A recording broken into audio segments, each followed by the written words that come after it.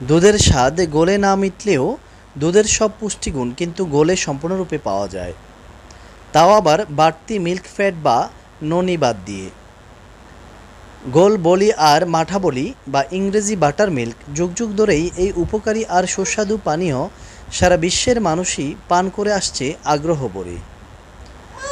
আর গ্রীষ্মের এই দাবদাহে যখন তৃষ্ণায় ছাতি ফাটে, লেবু চিপে এক গ্লাস গোল পান করতে গিয়ে কারো আর দুধের স্বাদের জন্য আফসোস হবে না, এ কথা হলফ করে বলা যায়।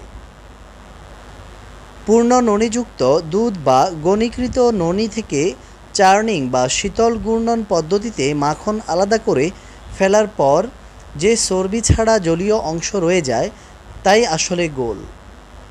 ভারতের বিভিন্ন জায়গায় এই পানীয় চাষ নামেও পরিচিত।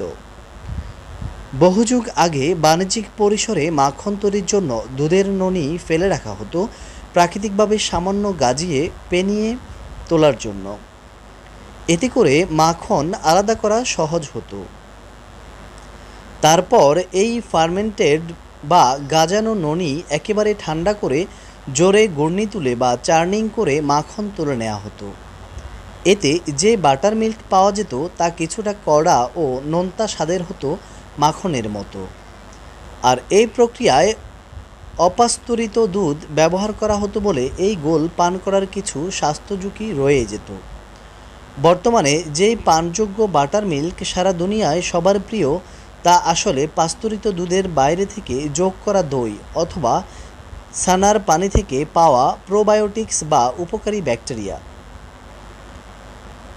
ব্যাকটেরিয়া দিয়ে ফার্মেন্টেশন ঘটিয়ে বানানো হয়।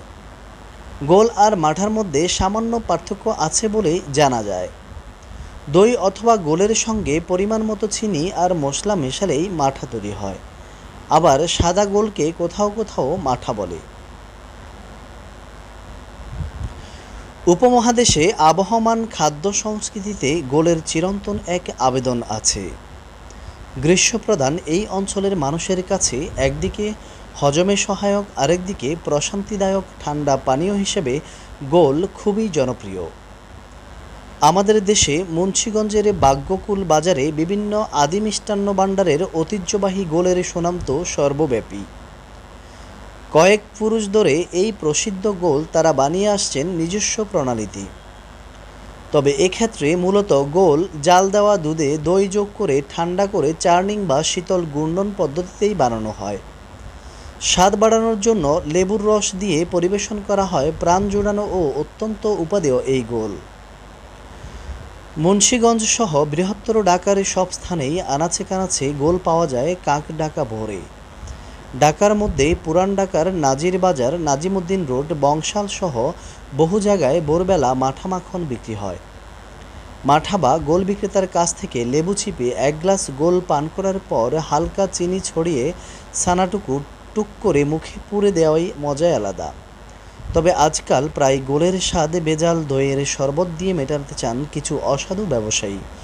আর স্বাস্থ্যকর পরিবেশে পরিচ্ছন্ন অবলম্বন করে বানানো গোল কিনা সেটাও আগে যাচাই করে নিতে হবে। গোলের স্বাস্থ্যগুণ দুধের চেয়ে কম তো নয়, বরং কোনো কোনো ক্ষেত্রে গোল দুধের তুলনায় বেশি উপকারী। এতে লাইভ কালচার, প্রোবায়োটিক্স বা অন্ত্রের জন্য অত্যন্ত উপকারী ব্যাকটেরিয়ার প্রাকৃতিক যোগান থাকে ভরপুর।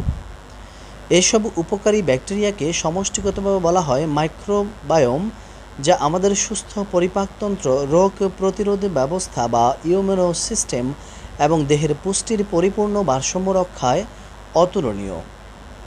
এক কাপ গোলে প্রায় 8 গ্রাম প্রয়োজনীয় প্রোটিন থাকে। আর গোলের ব্যাকটেরিয়া